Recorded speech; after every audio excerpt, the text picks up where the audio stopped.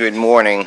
I'm Dr. Michael Rossi, and it's my pleasure to welcome you to this morning session and introduce the first session today. We're grateful and happy to have Dr. Lauren Rockland join us. Dr. Rockland obtained her medical degree at George Washington University, followed by internship and residency a few miles away at Northwestern University Feinberg School of Medicine, and she stayed on at Northwestern to complete a fellowship in critical care medicine. She joined the faculty at the University of Michigan in 2009. Dr. Rockland currently serves as Associate Chair for Faculty Affairs and is the Medical Director of the Clinical Simulation Center at Michigan Medicine, and as CME Committee Chair. Dr. Rockland will begin the session with her lecture on updates in management of subarachnoid hemorrhage. Please welcome Dr. Rockland.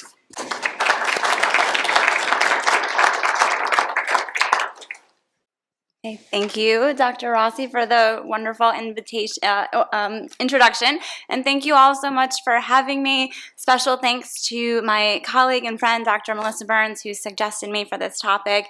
I could talk about neuroanesthesia and critical care all day. I understand we just have a half an hour, but happy to talk any more about this. I'm also just so grateful to be here among you all, looking at the topics that you have and that you're going to be discussing. It's giving me some ideas for our Michigan Society of Anesthesiology conference, which Meg just spoke at one of our virtual CMEs a few weeks ago. So thank you, happy to be here. And yes, I did just train up the road, just a few blocks away at Northwestern. So I have, missed being in Chicago. People ask, if I, miss Chicago. I say I think I just missed my mid-20s and living in Chicago. So it's certainly good to be back. So yes, my topic today is going to talk about subarachnoid hemorrhage because it does span neuroanesthesia and critical care. I know this isn't something that's going to necessarily be applicable to everyone in your particular practice, but there are things that you should know because you might encounter these patients, coming into your center and how to triage them and manage them appropriately. I have no financial disclosures to offer today. I will say I am critical care trained, and I just sort of fell into neuroanesthesia. It is now my passion, neuroanesthesia, and I don't actually practice intensive care anymore. It's just one of the things I love about anesthesia. You can always kind of reinvent yourself. But those are my disclosures. So because I have to pick a few objectives and topics to focus on today, these will be the objectives that we'll go over. Reviewing basic information about subarachnoid hemorrhage, principles of intraoperative management that will be important to us as the anesthesia providers for these patients, and then some, key principles about post-op management, which again might not necessarily affect us all, but one of my favorite things about neuroanesthesia is so much of what we do in the operating room does affect the patient's outcome and their course of care following the time that we are with them in the operating room. So hopefully come across with a few learning points today on that topic. So here's what we'll go over: background, evaluation, intervention on these patients, key principles for intraoperative management, and post-op management. So of course, like many of us, I was still finishing my slides yesterday afternoon at 3 o'clock, and you just keep coming across more and more information, and I said to Hannah, I cut it off, but I did, this was kind of like a last minute slide that I came across, and I really like how, I'm just going to kind of start off, this is a multifactorial complex disease, aneurysmal subarachnoid hemorrhage. You can kind of think about it in these few different phases, and again, this is important to us as the anesthesia providers because you never know when you're going to kind of encounter these patients. Are they in that acute phase, subacute phase, or chronic delayed phase? Maybe they're coming back to the OR for additional procedures when they're still recovering from their hemorrhage. So this just kind of highlights a few of the important principles and again, the complexity of this disease. So let's start with a little bit of the background. I know we always want to know the numbers. Okay, so the incidence of spontaneous subarachnoid hemorrhage in the United States is approximately 10 per 100,000, or about 30,000 patients annually. So it's a relatively uncommon disease. We kind of see it in bunches. I know when I was at Northwestern, we were at a referral center. University of Michigan has a referral center. And you'll see later that that is intentional because these patients should be treated at specialty centers where they can manage these patients. Maybe someone just did that for me. Thank you. Okay, thank you. So over the past couple of decades, the incidence has declined because people are starting to realize that there are modifiable risk factors such as smoking, the usual suspects, uncontrolled hypertension, and we're more aware that there are some, familial risk factors. So if you have first-degree relatives that have suffered a hemorrhage, people are getting evaluated, so they are electing to treat unruptured aneurysms. The mortality has also declined, again, just because of our attention to managing these patients and catching them a little bit sooner, recognizing the importance of getting them the correct treatment. There's still an extremely high mortality rate. About 15% of patients are still dying at the time of aneurysmal rupture, and about a 45% 30-day mortality. And even the patients that do survive still have, poor long-term outcomes and poor recovery. So other risk factors, we talked about smoking, hypertension, familial, other things like Marfan's and kind of other, connective tissue diseases such as that. Thank you for scrolling down. You can keep scrolling a little bit more. Thank you. I think, yep, next one. Yep, so presentation, this is what we think about classic worst headache of life, right? Which I know we all think when we have like the worst headache of our lives. Most of the time, about 10 to 40% of patients will actually present with a sentinel event a few days leading up to that worst headache. So they might have a headache a few days in advance of that main rupture. And of course, what do they all take? Aspirin, and that is not going to necessarily help with the bleeding. Other symptoms can be seizures, loss of consciousness, vomiting, meningismus, or even sudden death. Patients that have these kind of more severe symptoms at presentation are, of course, going to have a higher increase of death or severe disability.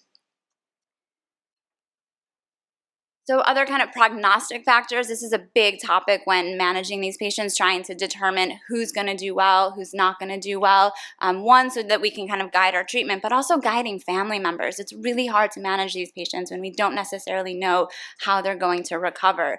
So prognostic factors that indicate, worse outcomes are, of course, the higher amount of risk factors that you have, worsening initial exam factors, higher Hunt-Hess grade, we'll talk about that in a second, the amount of blood that's present, any laboratory values, so of course, metabolic disturbances, hemodynamic disturbance, and then we'll talk a little bit about the treatment factors and how that can influence outcome.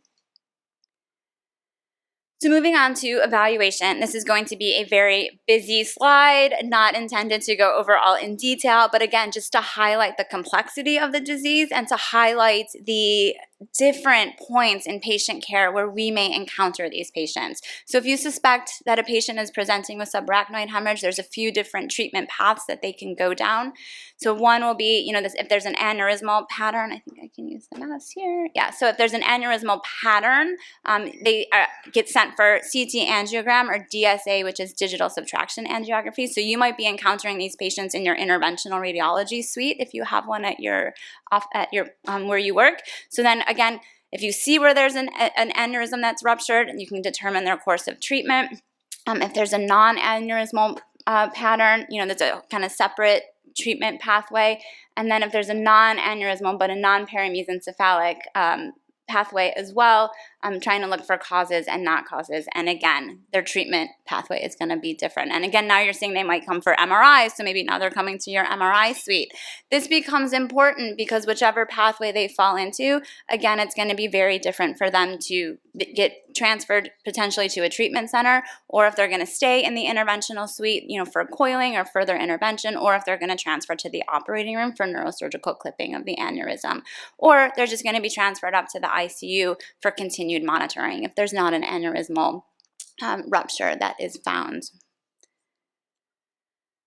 So this I mentioned briefly, the grading scales. This is important for our neurosurgical colleagues to kind of, determine severity. It's also a language that's common between us so that we can kind of determine severity if you're communicating across hospitals or with other colleagues. So there's a few different grading scales that are used. The World Federation of Neurological Surgeons, which incorporates GCS basically, Hunt and Hess grades. That's kind of the most common that we're used to, talking about grades grade 1, grade 2, grade 3 subarachnoid hemorrhages. And then there's also the Fisher and the modified Fisher scales, which refer to how much blood is seen on the CT scan. So looking at the severity based on radiologic images. So here's just some examples of what you might see as different images: CT scan, angiography, and then kind of that reconstructive 3D image, which I love looking at in the operating room because they can kind of turn it around and adjust it so that their approach is exactly what they're seeing in the operating room. Okay, so now we have a patient who's come in. They've been diagnosed with an aneurysmal subarachnoid rupture. What do we do with them next? So kind of deciding, some of it is based on location. So you can see here, many different places for aneurysms to be located.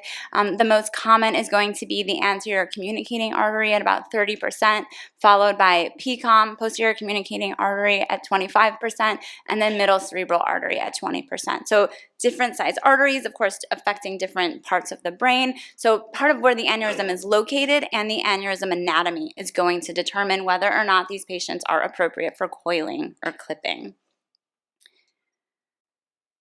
So again, our intervention priorities and priorities for these patients. Of course, I should put airway, breathing, circulation first. I know it's ABCs, that's always first, but I think that's our natural, right, is to have that first. So I like to draw attention to that first one, which is getting these patients to an appropriate treatment center. Because just like a stroke, this is essentially a stroke. You're, slowing down cerebral blood flow and cerebral perfusion pressure. Time is brain. So you want to be able to get these patients to a center where they can have the appropriate intervention. So I put that first. And then in this immediate period, remember one of those earlier slides, we kind of talked about that early phase. We want to prevent rebleeding. We need to monitor intracranial pressure. We need to make sure the patient is regulated metabolically and hemodynamically, and then begin our planning for control. So before we even really get the patient to the operating room or before we start that coiling procedure, we need to think about these additional priorities. We'll talk about a little bit more about prevention of rebleeding. And then the metabolic regulation, and this is all based on cerebral metabolic rate of oxygen consumption and cerebral blood flow. And this is where I say I can talk about this all day, and why I love neuroanesthesia, because I guarantee we all talk about going into anesthesia because we love pharmacology and physiology. Well, neuroanesthesia is where you actually get to practice all of that, and it affects your patient outcome. So rebleeding, your blood pressure can be all over the place in these patients. They might be dysregulated. They might be hypotensive from dehydration. Maybe they've been, found down at home, after, who knows how long. So the target blood pressure for rebleeding is really going to depend on the circumstances. Depends on patient age, pre-existing hypertension, what their blood pressure was on admission, what their cardiac function is. Some of these patients that present with really severe stage subarachnoid hemorrhage might have that Takotsubo's phenomenon and have globally decreased left ventricular function. So we need to balance that with preventing rebleeding, but then we also need to prevent hypotension because we need to maintain cerebral perfusion pressure and try and maintain collateral flow. It was shown that patients who developed hypotension had more than 3 times the risk of poor outcome compared to those that did not. The other thing that I will talk about is, intracranial pressure. We worry about, that space occupying, if there's blood or, obstruction in the ventricles. These patients can develop acute hydrocephalus pretty rapidly, or expansion of that blood and other intracranial hemorrhage. So these are all things we need to keep in mind while we're also thinking about these key principles of management. So rebleeding, just a little bit more on that. A meta-analysis of about 5,700 patients reported rebleeding in about 7 to 26% of patients. So that is something that's fairly common. The majority of that occurs within 3 days of the initial bleed, and that's regardless of aneurysm size. Factors associated with rebleeding were the proximity to the first bleed if we weren't able to control blood pressure, so then higher blood pressures, worse neurologic grade, evidence of intracranial hemorrhage or intraventricular hemorrhage, and larger aneurysm size. So a lot of focus right now on research and development is on how can we prevent rebleeding. We don't have a lot of answers for that yet. The biggest thing is to control blood pressure, repair the aneurysm as soon as possible. And there is some evidence about administering antifibrolytic drugs. I don't know about you and your practice, but we give TXA to like everybody now. I was just in a plastics case, and they were doing like a vaginoplasty, and they're like, "Can you give a gram of TXA? Oh, and sub-Q heparin?" And I was like, what? So TXA is apparently going to be like the next wonder drug, but you can't. There are ongoing studies recruiting patients to give TXA to prevent rebleeding. So that might be something that will be a change in our practice going forward, as long as we don't run out of it now, because it's not going to be the next drug on shortage, right? Because we're using it for everybody.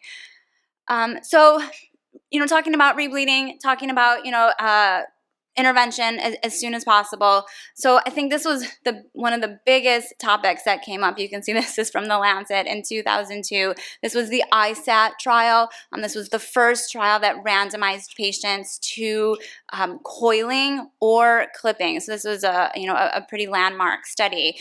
It was about 2,000 patients. If the aneurysm anatomy and location were amenable to coiling, patients were randomized to receive coiling or to clipping. And then you can see they looked at clinical outcomes up to 1 year after treatment. So treatment groups were relatively even. The primary outcome was death or dependence at 1 year. And then they also looked at secondary outcomes, including rebleeding and risk of seizures. So they showed that essentially outcomes were similar between the two groups. And coiling is more likely to result in independent survival at 1 year than clipping, and the benefit continues for at least 7 years. The risk of late rebleeding is low, but more common after endovascular coiling than clipping. So clipping conferred some advantage against rebleeding, but also showed kind of some more post-operative complications, including risk of seizures, which makes a little, you can kind of figure it out either way. Obviously, going through a big open craniotomy procedure puts you at risks for different postoperative complications than coiling. And then you can kind of see, looking at all things considered, age, the different severity scores, lumen size of the aneurysm, all show a slight advantage for coiling. So again, this was very early on. How are these patients doing later, and how are we doing, 20 years later? So there's ongoing studies looking at these patients that were coiled, and then also kind of new evidence for how many coils versus clips we're doing these days. So follow-up studies at 1 year, that was kind of that first study. There was a 7% absolute and a 24% relative risk in reduction of death in the coiling group. So medium-term results, about 10 years later, there's an increased need for retreatment of that target aneurysm. So that's something to keep in mind. If you have younger patients coming in, they might need re-intervention a few years later. The number of patients that were treated with coils tripled after this ISAT study came out. So I'm sure all of our interventionalists noticed that, and continues to slowly increase. I mean, I would say it's very rare that I have a patient presenting to the OR for a ruptured aneurysm. We do a lot of elective clippings, but most of our ruptured cases are now done in the interventional radiology suite. The probability of death or dependency was significantly greater in the clipping group, and this is 20 years out, and rebleeding, again, was still shown to be more likely after coiling. So again, things for us to keep in mind. These patients are now going to be living longer, coming back to us in the OR for lap chole, what have you. What are their chances of, re-rupturing or having, symptoms based on treatment that they had maybe 10, 20 years ago. Okay, so now our patients have decided they're coming in for coiling, they're coming in for clipping. What can we do as their anesthesia provider? Where does our role fit into their perioperative care? So this is kind of a step process. Again, kind of keep going over these same concepts. Make sure that we are helping to get them the treatment that they need. I know they always think that we like to delay things. It is important to do a full workup and make sure we have everything available, in our interventional suite or in our OR suites. But Having said that, once we have everything prepared, it's those same concepts that we're going to keep coming back to. Prevent rebleeding, maintain cerebral perfusion, maintain oxygenation, prevent and manage any intracranial pressure issues, facilitate monitoring for our, if you're doing we monitor both our coiling and clipping cases with, EEG, SSEP, so we might need to alter our anesthetic to facilitate our neuromonitoring colleagues. Optimize any metabolic derangements, specifically temperature control and glucose control. I'll put sodium in there also, because anything that's going to change cerebral metabolic rate of oxygen consumption at this critical time is going to worsen outcomes. Anticipate and manage any crisis situations. Facilitate, if we're able to, wake this patient up to get a good neurologic exam, and then proper postoperative transfer of care to the ICU team. This is just a list, more lists. There's a lot of lists in here. I love lists. I love checklists. I don't expect you to remember all of this, especially when it's 3 a.m. and these patients are coming into you. That's why we have cognitive aids to be able to help us remember what we need to do. So things that you want to look for on your pre-op evaluation. Anything neurologic, are they having seizures? What kind of symptoms are they having? What is the intracranial pressure? What's the cardiovascular status? A lot of these patients will present with non-specific EKG changes, ST changes. I talked about left ventricular dysfunction. So they don't necessarily have coronary artery disease, but they are presenting with someone who looks like they, might be having myocardial ischemia or some kind of cardiomyopathy. Pulmonary, right? Again, we don't know what kind of surrounded their events when they ruptured. Did they aspirate? Were they coughing? Did they just have COVID? Are they actively having COVID? So many things to think about from a pulmonary perspective. And also when they have this sympathetic surge that can cause that Takotsubo phenomenon, also can cause some neurogenic pulmonary edema. And then, of course, fluid and electrolyte imbalance, hypovolemia, they start to manifest with, sodium disturbances, and diabetes insipidus. And then endocrine also, keep coming back to that hyperglycemia, maintaining a normal range of glucose. Okay, so I do want to highlight, again, we just talked about checklists, talked about cognitive aids. The Society for Neuroscience and Anesthesiology and Critical Care a few years ago released these critical event treatment guides for us to be able to use in the operating room. We have them printed out and laminated in all of our neuro operating rooms. You can see there's a whole list of them.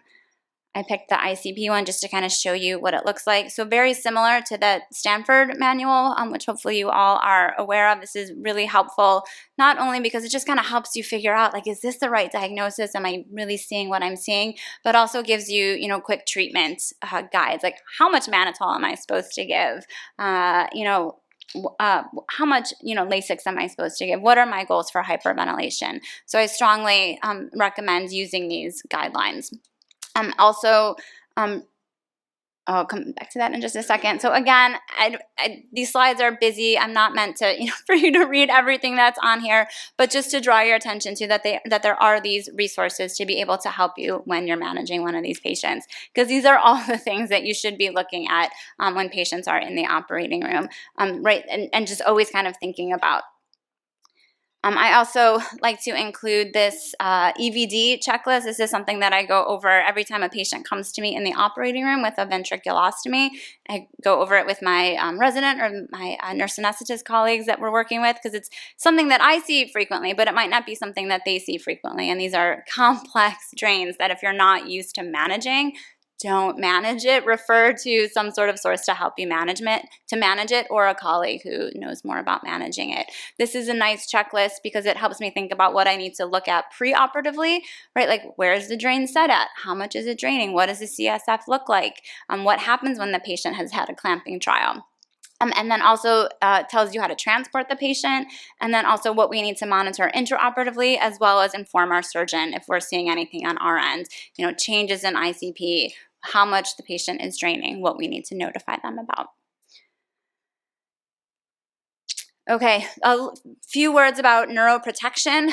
So this is, when we are, in the operating room, either, placing a temporary clip, or if we're trying to just reduce intracranial pressure, the goals of neuroprotection are to increase the tolerance of neurological tissue to ischemia and to change the intracellular response to energy supply and deprivation. So we need to consider the timing of this to make sure that we're not doing this, too early or too late, or, this is something where it really takes a lot of communication with our surgical colleagues. Medications, it doesn't really matter. I use propofol because since I'm already usually running a propofol infusion, patients in the ICU will often receive pentobarb. It doesn't really matter, whatever achieves burst suppression while you're also maintaining hemodynamics, because any sedative that we give is of course going to make them hypotensive, depress myocardial function. So you just need to be aware of that and have a plan for maintaining hemodynamics. We no longer cool patients. I had a whole set of slides on the IHAS trial, which looked at cooling patients.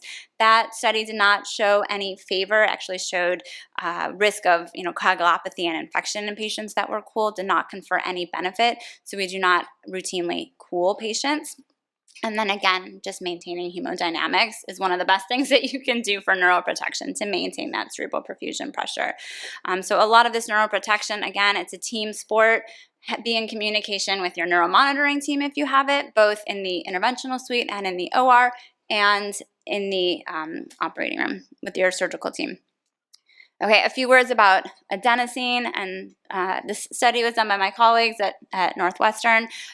This is if you have an intraoperative rupture or rebleed of that aneurysm, you give a big dose of adenosine, 0.4 milligrams per kilogram. Okay, I know it's a little early. It's not too early for us to do math, but that's like 6 to 8 vials for most of our patients. I don't know, I'm in Michigan. It's probably more for our Michigan population. But you have a 20 cc syringe. I don't always draw it up, but I have my 20 cc syringe ready to go, and I have all those vials ready to go on my cart so I can drop if I need to. You give a big dose like that because you want to stop cardiac output for 30 to 45 seconds so that I know, your heart rate is indirectly proportional. Then like the bleeding stops and the surgeon is able to see where the proximal artery is to be able to put a temporary clip on that proximal artery. If patients have any risk factors for coronary artery disease, I recommend putting pads on the patient. Maybe put some pads on yourself too.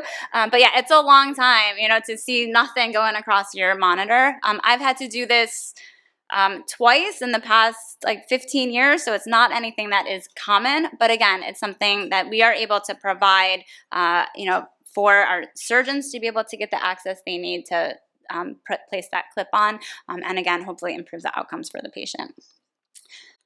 Okay, I see I have a minute and a half left, but I think we're getting there.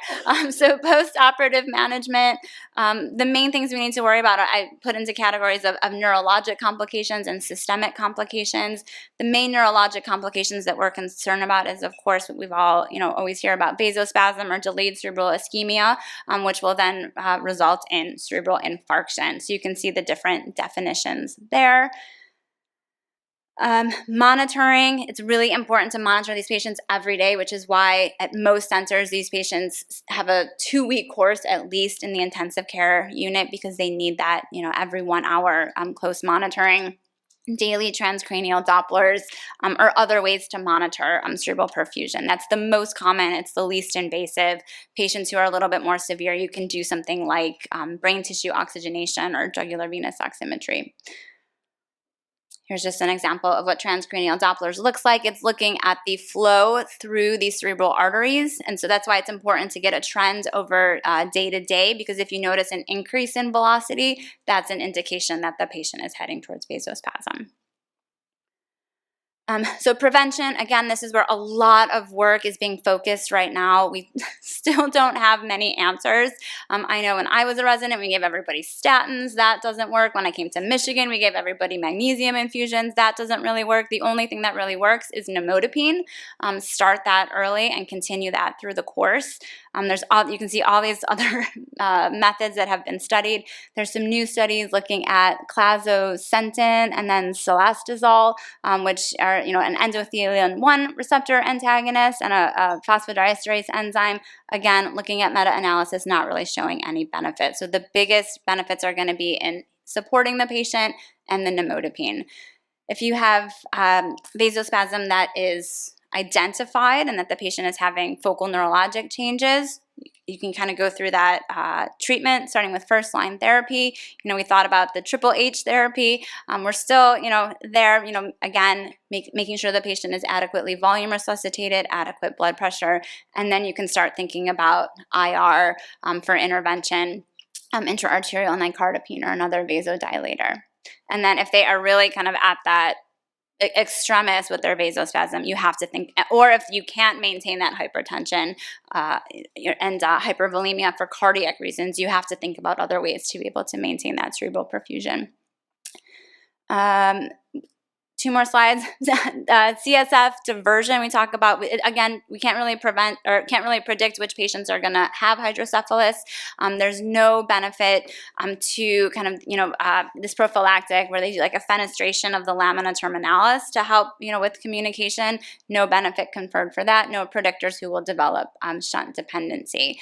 So these are, again, you're going to be seeing these patients coming back to you potentially after their aneurysm repair for ventriculostomy, ventricular peritoneal shunt revision, and other procedures.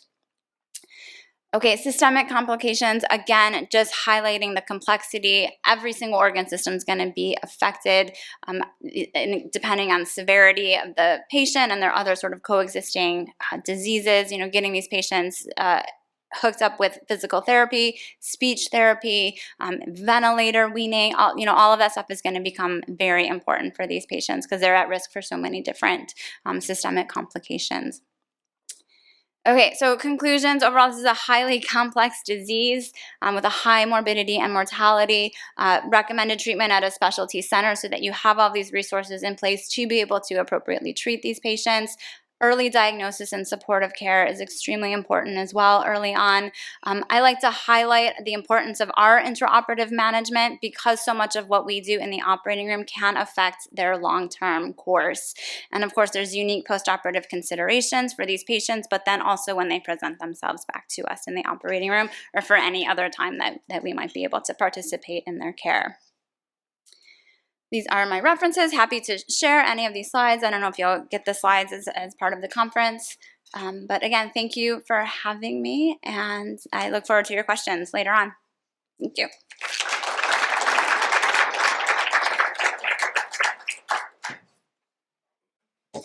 Thank you, Dr. Rockland, for a very attention-grabbing talk. Our next speaker is Dr. Dane Grenda. His topic will be sharing the airway. He earned a bachelor's degree from the University of Michigan and graduated from medical school at the Lake Erie College of Osteopathic Medicine. He completed his residency in anesthesiology at Temple University in Philadelphia and went on to a fellowship in advanced airway management and head and neck anesthesiology at the University of Michigan. He is the Director of Anesthesiology for Otorhinolaryngology and Oral OMFS at Thomas Jefferson University Hospital, which is affiliated with the Sidney Kimmel Medical College in Philadelphia. Please join me in welcoming Dr. Grenda.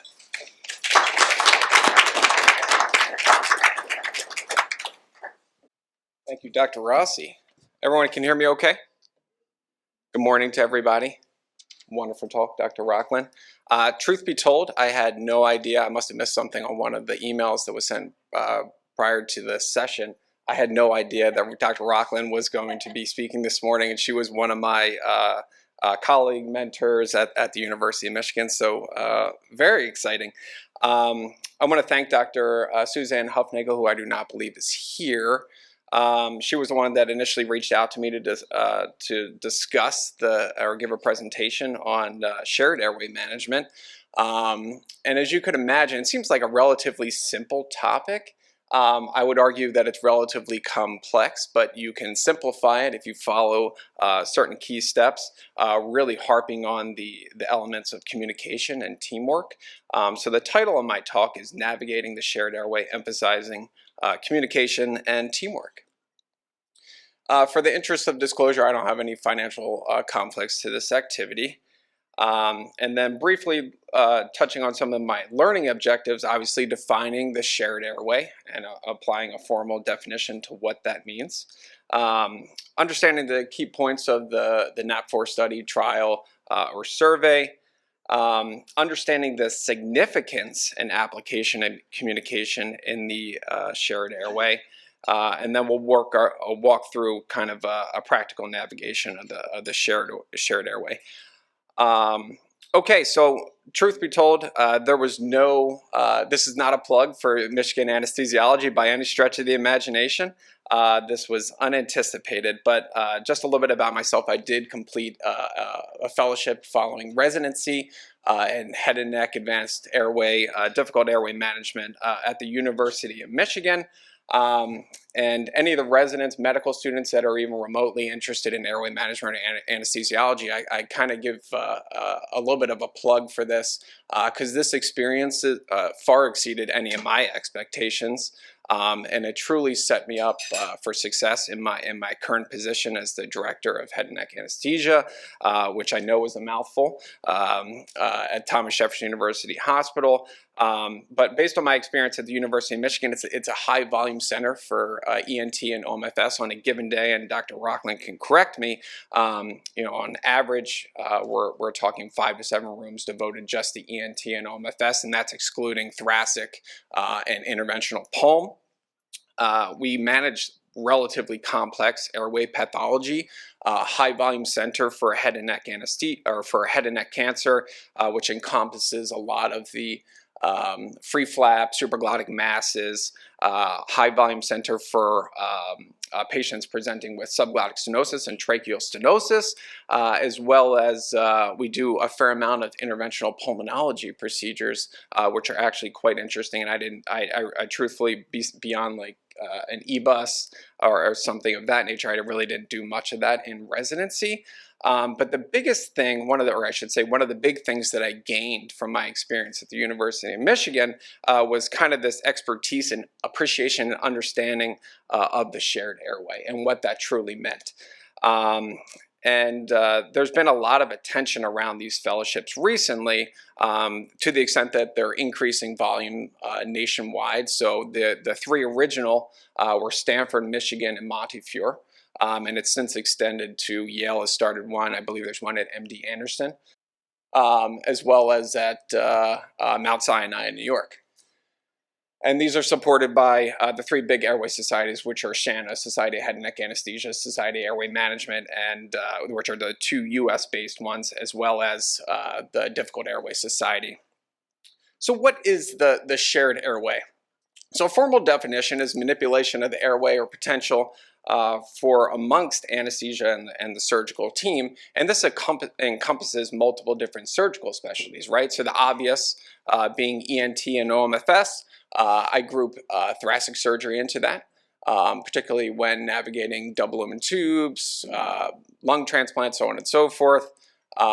Trauma in general, depending on your institution, you have emergency trauma or traumatic airways, as well as your trauma or acute care surgery team performing trachs. And then the ICU. So oftentimes we kind of overlook that, at least in terms of a shared airway management setting, but I think COVID brought to light a slightly different airway pathology. So oftentimes we think of things in terms of the anatomically difficult airway, and I would argue in the ICU setting we now combat kind of the physiologic difficult airway, and we'll circle back to that in a little bit.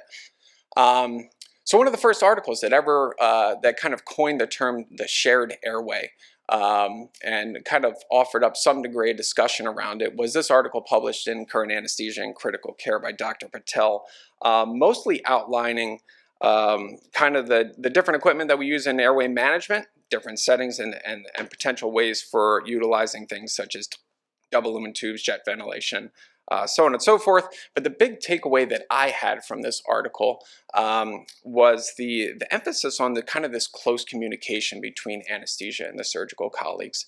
And I think that is at the backbone of the shared airway. And we're going to look into why I feel that's why it's significant and why it's important. And it's very challenging to give a talk on any airway management procedures or concepts without referencing the NAP4, and I would assume most people are somewhat familiar with this. Initially published, I believe, in 2011, 2012, and just to clarify, the NAP4 was the 4th National Audit Project, and it collected data over 1 year for 300 plus institutions across the UK. So significant database. And they looked at major complications. So they looked at death, brain death, emergency front of neck airway, so surgical airway, and then ICU admissions or prolonged ICU stay. And based on this, what they found, so they had data for over 3 million general anesthetics, and they found 16 airway-related deaths and 3 persistent brain deaths. Which seems, out of 3 million, it's probably not all that significant. But when you're dealing with patients' lives instead of just numbers, I view that as relatively significant. And based on the data that they had, they found that human factors were related to 40% of the complications.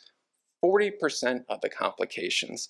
And these human factors, they further broke down into poor judgment, communication, and lack of teamwork. Okay? And for my clinical interests, of course, head and neck anesthesia or head and neck cases made up 40% of the cases, and there was clearly a need and emphasis that was highlighted regarding kind of this multidisciplinary communication.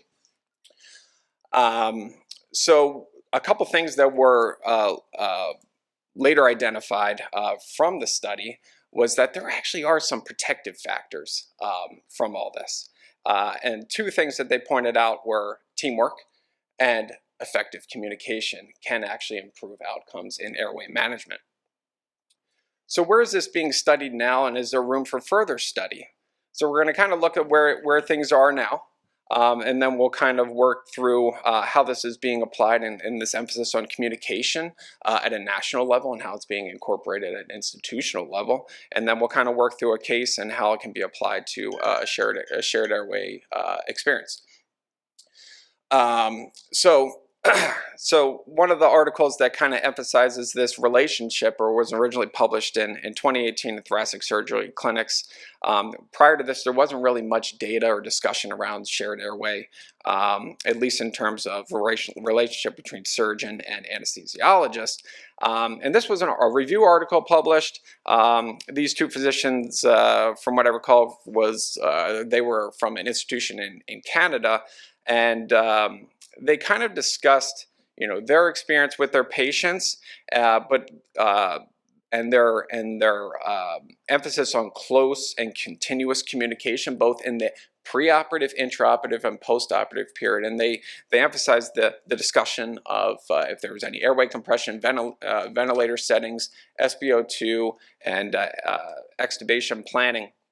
And they felt by initiating these conversations, they were able to optimize patient outcomes. And this has been also looked at in a pediatric setting, which might be relatively interesting to Dr. Rossi. So this was a paper actually written here in Chicago, looking at verbal communication in a simulation setting in pediatric ICUs or surrounding airway management. And this paper cited 5 institutions with PICUs, 10 units made up the entire study, and they looked at simulation to assess pre-intubation communication. So the 3 markers that they utilized were declaration of an airway emergency, pre-intubation medication request, so hey, draw up 50 milligrams of propofol, and then pre-intubation medication administration. And they looked at the adherence to this. And what they found from this study is that there was in fact no uniform language for airway emergency. Okay. multiple requests for medications were utilized. And I feel like at one point or another, we've all found ourselves in these situations that, you know, you're making a request, it's an emergency airway, and you're making the request multiple times. And then there's a clear need. So they identified that there was a clear need for standard language as well as communication in order to optimize and improve quality of care for their patients. Similarly, and it's very challenging also to give a talk on anesthesia or airway algorithms or airway management nowadays without referencing the COVID-19 pandemic and how that's molded and shaped and refined our airway protocols. And I found this paper quite interesting. This was published in Journal of Clinical Medicine and kind of referencing the human factors as they were related to airway management and the COVID-19 patients, reference a lot of the burnout that we're seeing amongst anesthesiologists. But one of the sections in the paper actually was titled "The Magic Bullet for Success in One Word."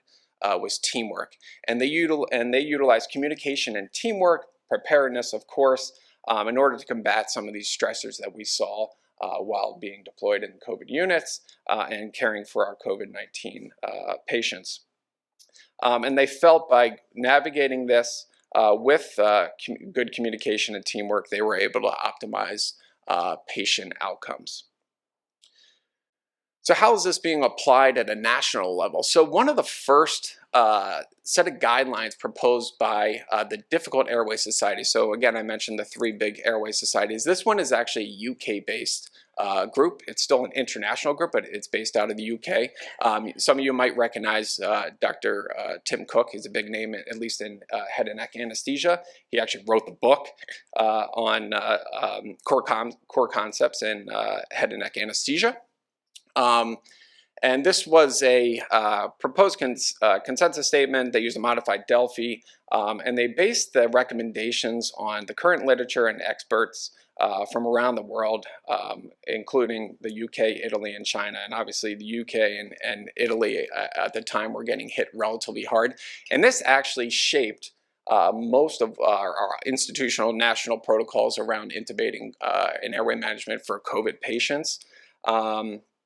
And the big thing that I want to kind of highlight here is that based on their recommendations, they identified 14 fundamentals for airway management in COVID-19 patients. Of course, they identified special equipment, techniques, personnel, but I really want to harp on the clear language and closed loop communication. So this is actually being applied to our ASA guidelines for airway management in COVID-19 patients, and we see it being emphasized as well with Anesthesia Patient Safety Foundation as well.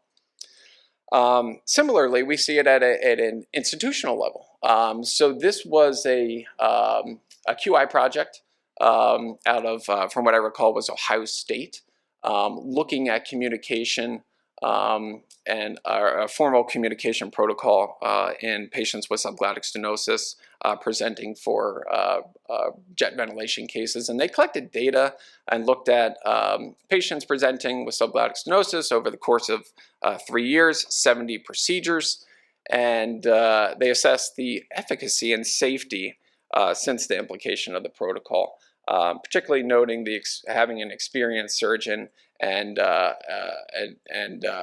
communication protocol. And the protocol consisted of multiple elements, not all that dissimilar to the way that I was trained at my time at Michigan and my current practice, highlighting bed orientation, how you're going to induce established mass ventilation, use of paralytic, always having a backup plan, of course, right?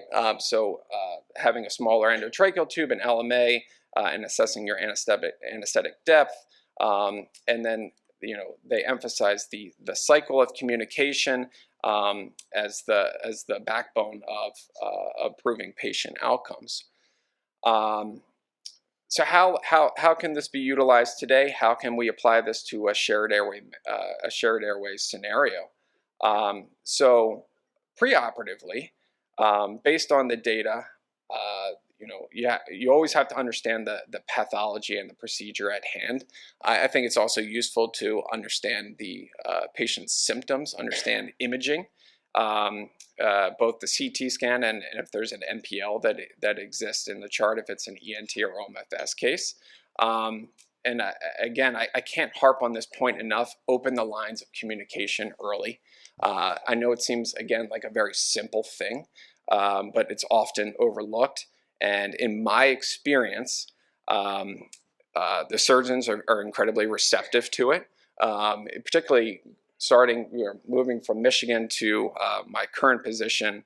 I guess at that point in time, for at least the ENT side of things, no one from the anesthesia team would reach out the night before, which was a very normal thing for me to do at Michigan. In fact, there's a surgeon at Michigan that every Monday he's in room 1 and he has about 4 subglottic stenosis cases. And if you didn't email him the night before, he was going to get very anxious, and he would be emailing you by 7 p.m. So opening the lines of communication early, it puts the surgeon's mind at ease. He or she knows that you're thinking about what's at hand, and outline what you're tentatively thinking, and also outlining your understanding of the patient's pathology. And I always identify what the backup plan is going to be, and of course what equipment you need in the room. Intraoperatively, and I can't harp on this point enough as well, is pre-induction timeout, particularly for complex airway pathology, with both attendings present. Very important. Oftentimes, particularly since I moved to my new position, frequently I felt that the surgeon was not in the room. He was in a separate room, and they were relying on the resident or fellow to kind of lay out go through the motions for a timeout. And I think it's imperative to have the both attendings present and open to the discussion. At that point in time, you can reiterate both plan, confirm understanding. I confirm the surgeon's side of things, surgeon confirms my side of things, and we identify the backup options as well. I think it's also a great time to preemptively discuss plans for emergence, extubation, and disposition. So if there's a need for additional monitoring, if the patient requires an ICU bed, I think this should be established at this point in time. And then again, of course, emphasize closed loop communication and speak clearly. So now I'm going to walk through a case and show how this can be applied this is, I promise, a hypothetical case, but it's not dissimilar to what we deal with on a regular basis. If you have any questions, please stop me at any point in time. But a 39-year-old female presenting for CO2 laser ablation and balloon dilation for subglottic stenosis. Past medical history: obesity, BMI 33, asthma, asymptomatic. But the initial workup was for the subglottic stenosis. Her primary care thought that she was having asthma exacerbations. But in fact, she has some degree of idiopathic subglottic stenosis. No prior surgeries, medications. She takes albuterol. She's a non-smoker. Alcohol minimal. No illicit drug use. So the imaging. So we review the imaging, right? So the CT shows some degree of stenosis. The ENT performs an NPL in the office and confirms an A-frame stenosis. Grade 2 with the most narrow point being somewhere between 51 and 70% stenosed. So navigating the preoperative period, again, based on these principles we discussed. So you review the basics. So imaging, NPL, you contact the surgery team, and you lay out the anesthetic plan. So what is the anesthetic plan? So the way that I would approach this, it would be general anesthesia with a jet ventilator. I try to touch base about the orientation of the bed, how we're going to start, how I'm going to induce, making sure that we're going to pre-oxygenate adequately, and that we're going to be able to establish mass ventilation. So starting 90 degrees, perform rapid sequence induction. I want to be able to give a minimum of 5 breaths prior to handing the airway off to the otolaryngologist, simply from the standpoint that by performing rapid sequence induction and mass ventilation is going to be my backup plan in the event that we can't get an endotracheal tube in, we fail jet ventilation. or something of that general nature. And then, of course, the maintenance, if you're going to be using jet ventilation, will be TIVA. And then the backup plan will be general anesthesia with an endotracheal tube and intermittent apnea for the laser portions. And then additional equipment, keep it off to the side on the Pyxis or whatever you have at your institution, a small cuffed, uncuffed endotracheal tube. And then on the surgical end, they'll always confirm whether or not they mention it, but I think it's important to confirm during the timeout period that they have some degree of tracheotomy equipment in the room. And believe it or not, the surgeon agrees to this plan. So intraoperatively, again, timeout, right? Attendings and present in the room. We confirm that all the surgical and airway equipment has been checked and ready to go. So I don't know, depending on institution, we have monsoon jet ventilator we're fortunate enough to have a monsoon jet ventilator at our current institution. And we confirm that our ventilator's been checked, all the normal things. And then we also make sure that we have an assortment of endotracheal tubes. We discuss the backup plans again, and the surgery team confirms with us understanding of the anesthetic plan and backup plan, and I confirm with the surgery team similarly of the surgical plan. We perform a rapid sequence induction, establish mass ventilation as I alluded to, and then I hand the airway off to the surgery team. They perform DL, and we successfully start jet ventilation, looking for oscillations in the chest. Again, both teams confirm they see oscillations in the chest. And then communication around FiO2 once the lasering is about to begin. There's a laser safe button on the jet ventilator. Assuming that many of you have used this before, you can hit the laser safe button, but there's a lag in time until you're actually laser safe, right? So communicating around that. Oftentimes I feel that the resident hits the laser safe button and it says we're laser safe, but in fact we are not laser safe. So you have to wait for that green message to pop up on the screen, confirming that the FiO2 has been appropriately reduced. And then in this clinical scenario, after 5 minutes, okay, we have a change. So there's been this gradual desaturation. Now the patient's less than 88%. What do we do? Do we try to, do we call for help? Do we call for a surgical airway? No. We've already outlined what this is going to be. We immediately go to backup plan. The surgeon knows what we're going to do. I know what the surgeon's going to do. And we place a 5.0 MLT under direct visualization, or the ENT places the 5.0 MLT under direct visualization. In this clinical scenario, we're able to adequately ventilate, saturation improves, and we resume intermittent apnea for the laser portions. The patient tolerates 40 to 60 seconds of intermittent apnea with a prompt response, and the surgical team communicates at the end of the procedure that they have appropriately reduced the stenosis and are able to pass a 6.5 endotracheal tube. We're able to emerge, and the post-operative course is uneventful. And that's all I have for you.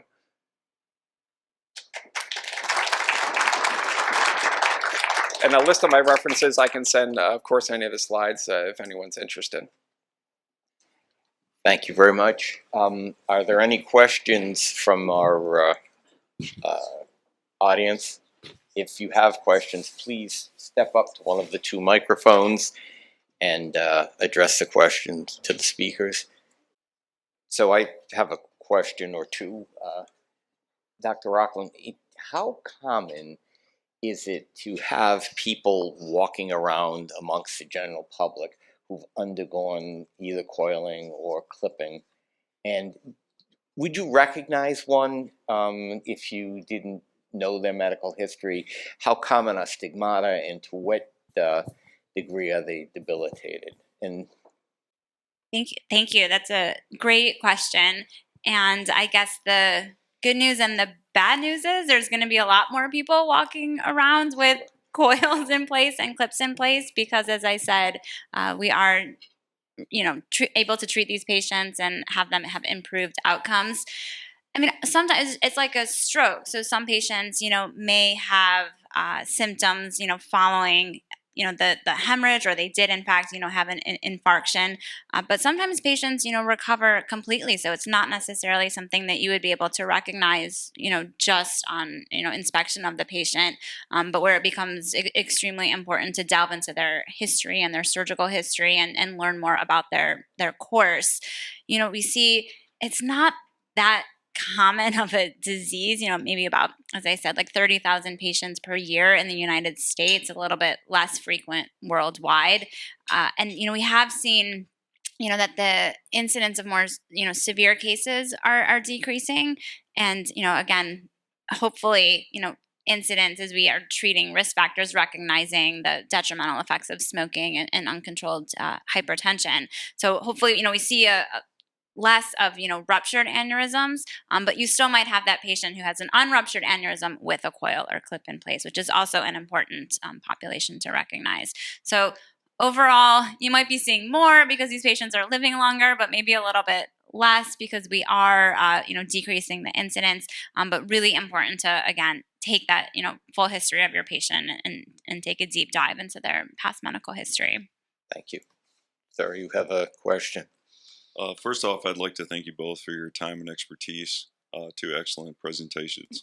My question is for Dr. Grinda. What, if anything, is the role of high-flow nasal cannula? You spoke very eloquently on jet ventilation. Do you foresee that having a larger role in the shared airway, or if you could comment? That is a wonderful question. I actually just gave a grand rounds to our otolaryngology department on the use of high-flow nasal oxygen.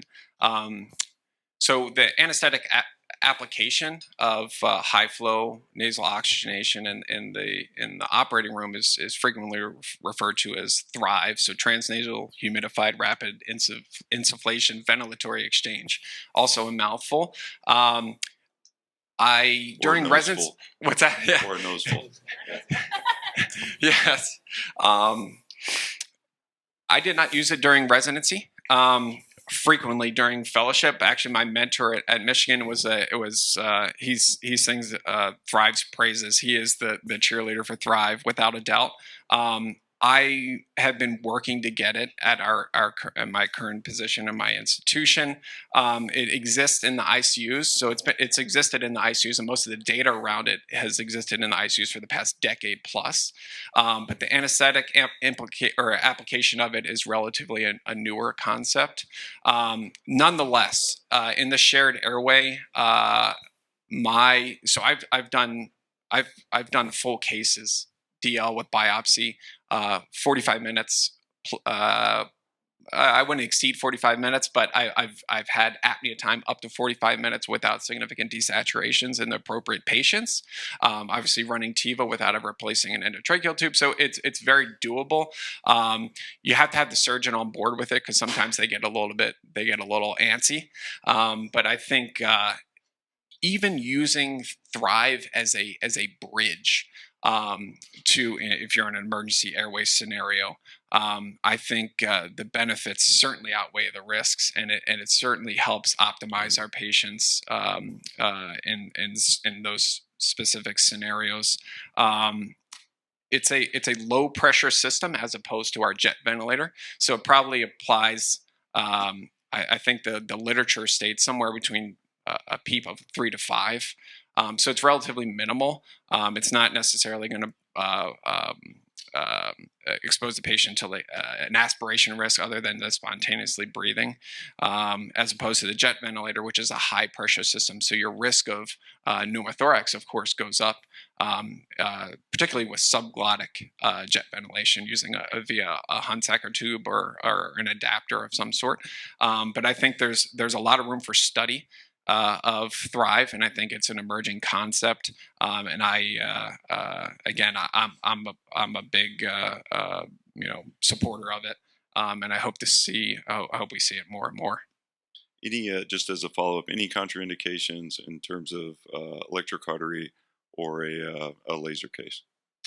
Yes, so that would that would obviously be the big concern. So for the use of transnasal or high flow nasal oxygen in the operating room, on average, if it's a non-spontaneously breathing patient, so you pre-oxygenate on 30 liters per minute, once you induce, you typically increase to about 70 liters per minute. There is a fire risk there, so I would not use it for a laser case. No, your alternatives would be jet ventilation and intermittent apnea.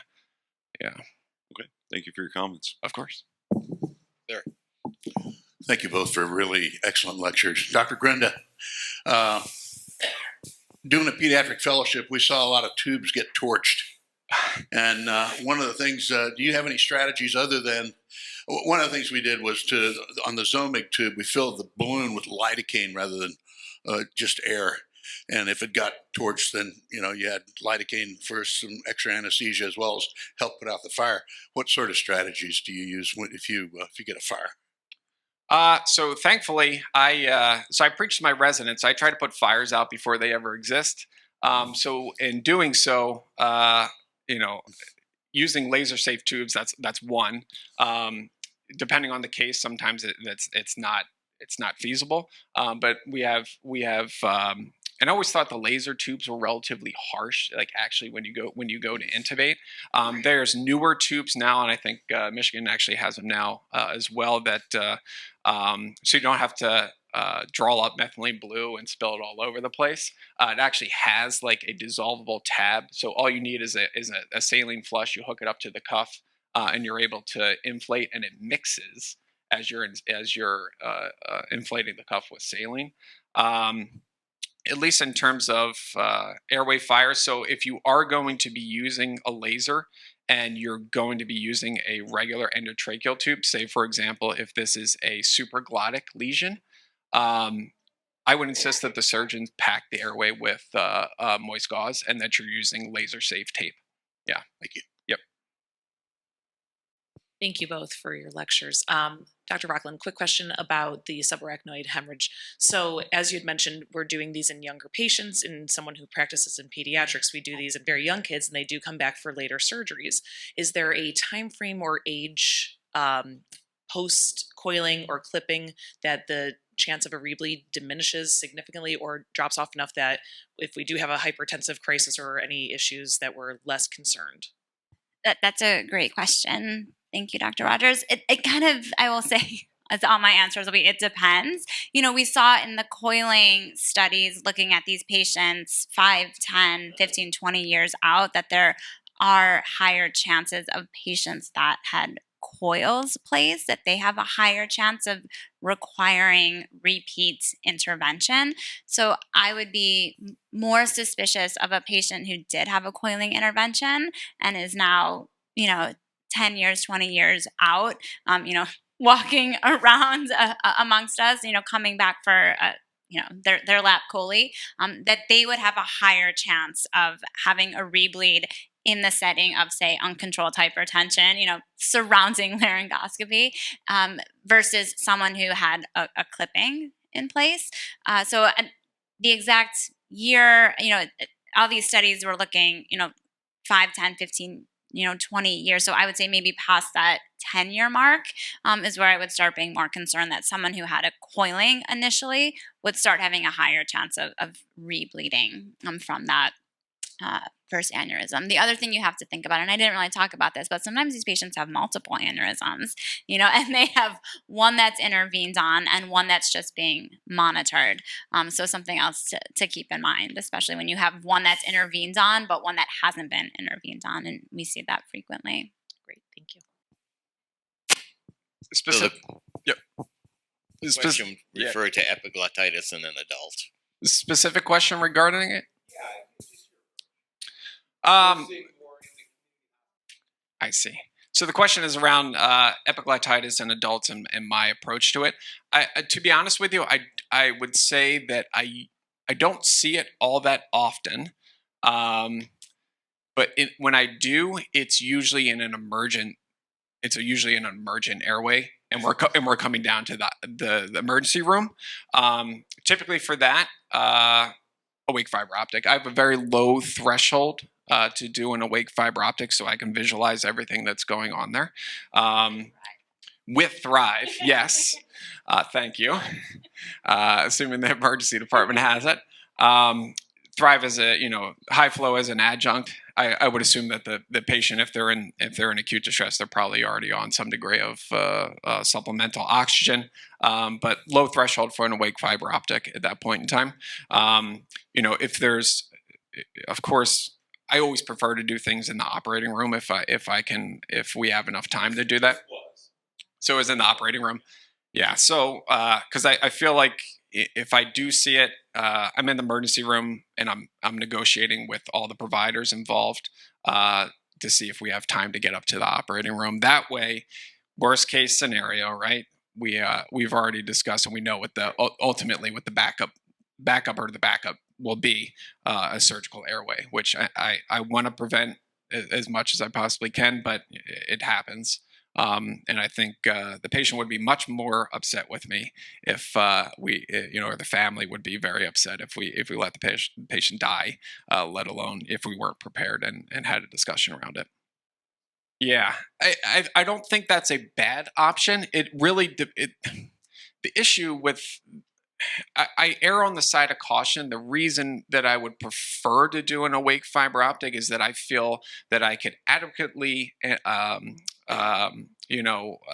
provide some degree of analgesia to the airway with, we use 4% lidocaine, atomizer, so on and so forth. I can provide some degree of sedative, either midazolam or remifentanil infusion. Frequently for awake fiber optics, I do a remifentanil infusion.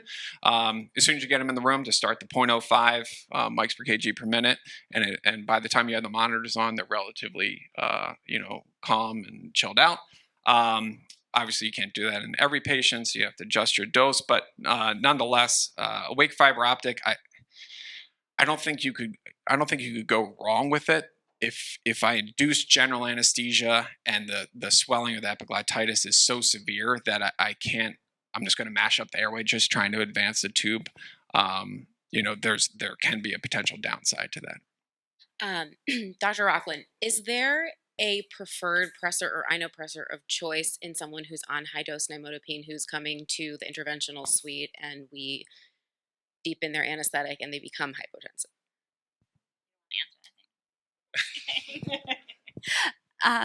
Great question.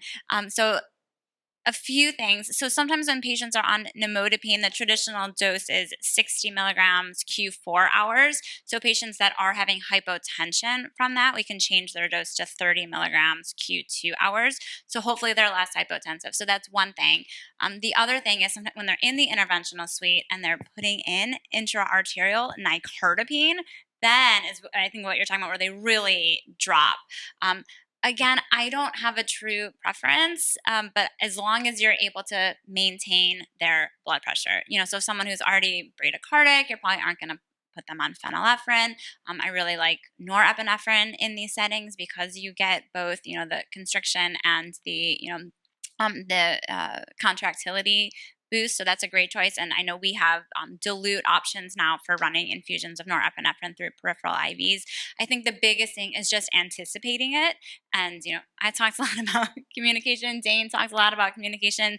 These are the times where you don't want your interventionalist to say, oh, oops, I just gave nicardipine and you're seeing your pressure 60/40. And you're like, yeah, I figured that out. It would have been helpful if you would have told me that a few minutes ago. So anticipating it, having your pressor of choice in line, and even kind of, pre-treating, giving a bolus to anticipate that blood pressure drop, either from the intra-arterial nicardipine or if they are hypotensive from your anesthetic or you're in burst suppression, anything that kind of helps, boost that blood pressure up, whatever the patient is going to respond to best.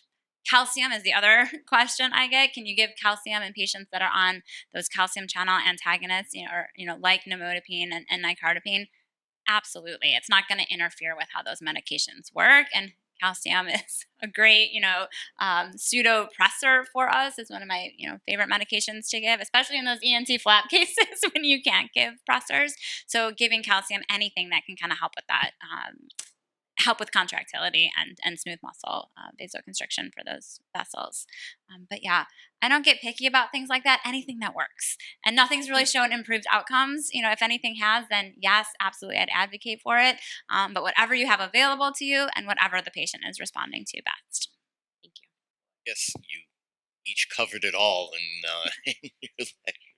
So thank you very much to each of you, and it was an excellent and interesting lectures. Thank you very much. Thank you so much for having me.